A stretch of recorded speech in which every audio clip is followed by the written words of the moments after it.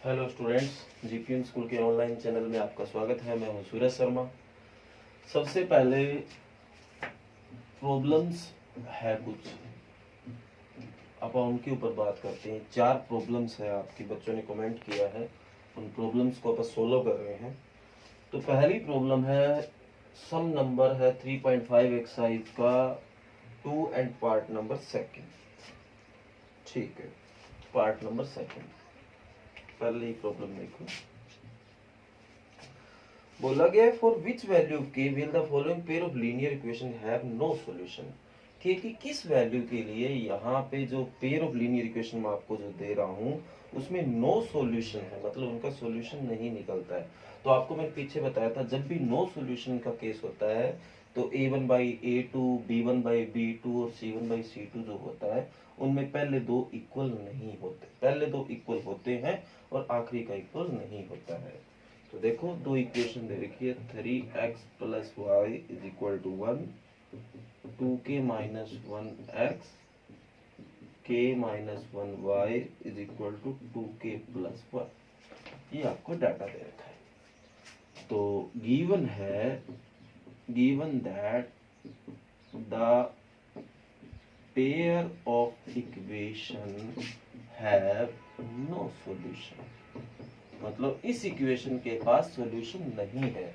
तो सॉल्यूशन नहीं होता, जो a1/a2 होगा, जो a1/a2 है वो 3/2k - 1। इसी तरह जो b1/b2 है वो 1/k - 1, और जो c1/c2 है वो 1/2k + 1। तो देन ये पहले दो इक्वल होते हैं, 3/2k - 1 = 1/k - 1 is not equal to 2k + 1।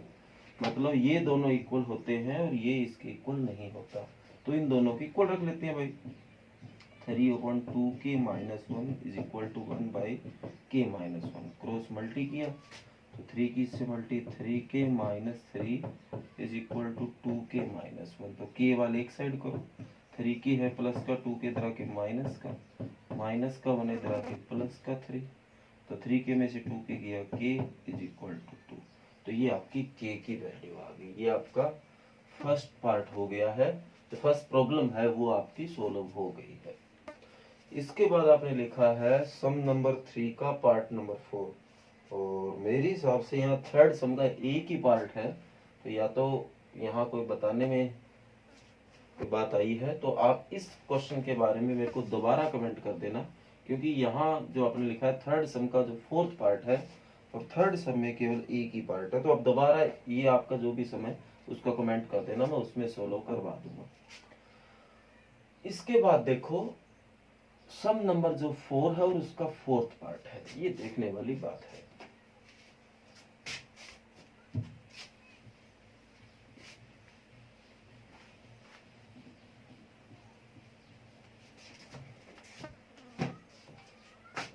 कहता है place A and B are 100 kilometre apart on a highway. तो ये तो हमारा हो गया, इसके बारे में आप दोबारा बता देना मेरे को, जो भी है मैं अगले वीडियो में इसकी जो क्वेश्चन है इसको सोल्व करवा दूंगा। अब देखो 3 पॉइंट एक्सरसाइज का क्वेश्चन नंबर 4 और उसका पार्ट नंबर 4, इंपॉर्टेंट भी क्वेश्चन कह सकते हैं अपन।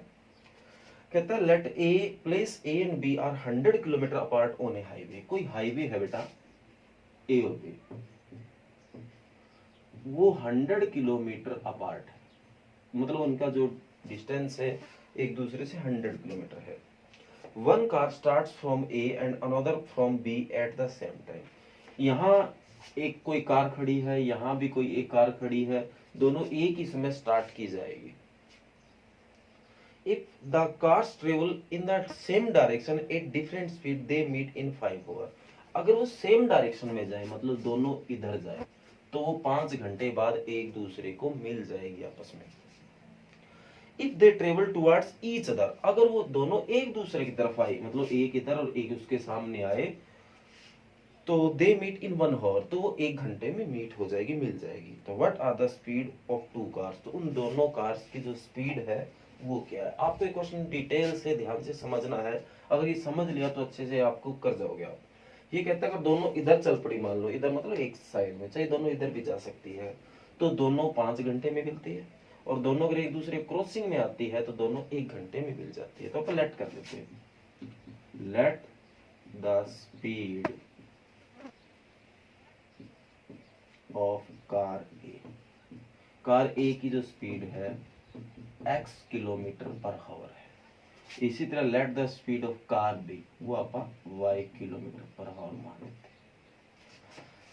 If they travel in opposite direction,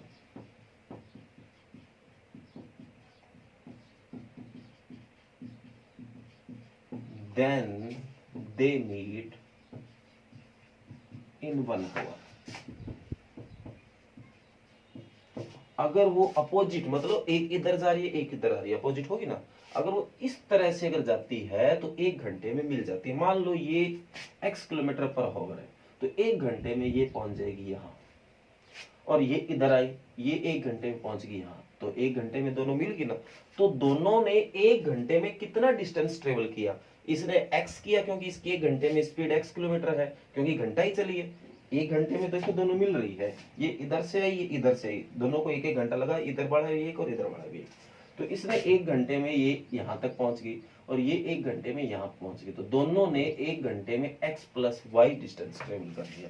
तो एक तो इक्वेशन बन गई x plus y is equal to, ये डिस्टेंस है, इसने x किया इसने y किया, और जो टोटल डिस्टेंस है वो 100 किलोमीटर का है। तो दोनों ने कितना डिस्टेंस ट्रेवल किया, क्योंकि x है वो किलोमीटर है। अब ध्यान से देखो, आप समझे नहीं, x है वो पहली कार ने यहां से यहां आया, x किलोमीटर है, तो इसने 1 घंटे में x किलोमीटर किया, इसने 1 घंटे में y किलोमीटर किया, तो x और प्लस y जो होगा वो दोनों का 1-1 घंटे का वो 100 किलोमीटर है। Equation number first. अब कहता है अगर वो सेम डायरेक्शन में जाए तो वो 5 घंटे में मिलती है। If they travel in same direction then they meet in 5 hours। कई बच्चों को ये समझ नहीं आता कि ये 5 hours में कैसे ये मीट होगी, तो मैं आपको बताता हूँ, ये समझ आ गया आपको। मान लेते हैं दोनों इस डायरेक्शन में जाते हैं, ये कार की स्पीड ज्यादा है, नहीं स्पीड इसकी ज्यादा होगी क्योंकि ये इसको मीट कर लेती है, पकड़ लेती है। तो ये यहां से चली, 5 घंटे बाद यहां पहुंच गई, कहीं तो जाएगी। 5 घंटे में इसने कितना डिस्टेंस ट्रेवल किया, 1 घंटे में x करती है तो 5 में 5x। जैसे 1 घंटे में कोई कार 50 किलोमीटर चलती है तो 5 घंटे में 250, 50 गुना 5। अब साथ में इसके ये चली, ये भी 5 घंटे बाद, ये स्पीड कम चल रही है, सॉरी मैं गलत बोल गया था पहले, इसकी स्पीड कम है। अब देखो ये इतना फासला तय करके आई है और यहाँ पहुंची, तो ये 5 घंटे बाद अगर धीरे धीरे चलेगी तो दोनों एक जगह आ जाएंगे, मतलब दोनों एक जगह मिल जाएगी। तो ये भी 5 घंटे चली है और ये यहाँ से 5 घंटे चली है, तो पहले कार की स्पीड ज्यादा है क्योंकि इसने तो 5 घंटे में इतना डिस्टेंस ट्रेवल कर लिया और इसने 5 घंटे में इतना कर लिया। समझ आ गया? तो ये यहाँ से लेके यहाँ तक का जो डिस्टेंस है वो कितना है, तो ये पहली कार 1 घंटे में x करती थी तो ये 5 घंटे में कर गई 5x। समझ आ गया? इसी तरह दूसरी कार 1 घंटे में y करती है तो 5 घंटे में कितना करेगी, 5y। समझ आ गया? ये सारा 5x है और यहां से लेके यहां तक ये इतना इतना क्या है, 5y। तो अगर मैं 5x में से ये 5y माइनस कर दूं, ये 5x डिस्टेंस है और ये 5y भी डिस्टेंस, अगर ये माइनस कर दूं तो ये इतना इतना 100 किलोमीटर बच जाएगा। एक दूसरी इक्वेशन आ जाएगी। तो let distance travel by first car या by car A in 5 hours, तो वो आ जाएगा 5x। इसी तरह let the distance travel by car B in 5 hours 5y। तो अकॉर्डिंग टू सिचुएशन 5x में से अगर मैं 5y माइनस कर दूंगा तो कितना आ जाएगा, 100 किलोमीटर। ये इक्वेशन नंबर कौन सी आ जाएगी, सेकेंड। क्या समझ आ गया? अब आगे दो इक्वेशनों को कैसे सोल्व किया जाता है, ये आपके पास कई मेथड है, सारे के सारे आप यूज कर सकते हो। फिर भी अगर आपको कोई सवाल में कोई दिक्कत आए तो कमेंट कर सकते हो। ओके, तो उम्मीद करता हूं कि अच्छे से समझ आ गया है। इसके बाद बेटा नेक्स्ट जो प्रॉब्लम है यार, वो क्वेश्चन नंबर एक्सरसाइज 3.6 की है। ये लिखना भूल गया था मैं। ये हाँ, ये तो होगी अपने को, ये होगी ये एक्सरसाइज 3.6 का सम 2 और उसका पार्ट नंबर 2।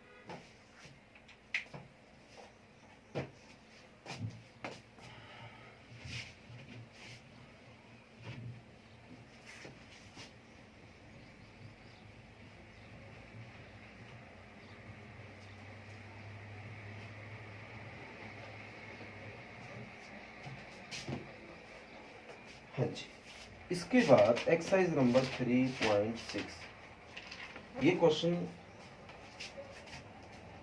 पापा ने पहले भी किया था, इजी है, ध्यान से देखना। ऐसा तो पता चल ही गया, इसको इरेज कर देते हैं। कहता है 2 women and 5 men can together finish a embroidery। ये नाम बड़ा अजीब सा है। 2 women and 5 men together, 2 औरतें और 5 मैन मिलके कोई काम है कहीं से, वो दोनों मिलके किसी काम को 4 दिन में पूरा कर देते हैं।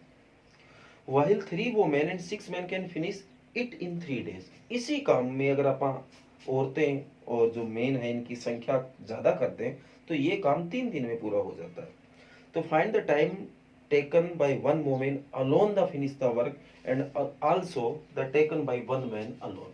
तो कहता है अगर इसी काम को अगर एक अकेली औरत करने बैठे, अगर वो करे तो कितने दिन में पूरा कर देगी, एक दिन में अकेली औरत इस काम को कितने दिनों में पूरा कर देगी, और इसी तरह एक अकेला आदमी इसको कितने दिनों में पूरा कर देगा। तो अपन लेट कर लेते हैं। तो लेट वन वुमन अलोन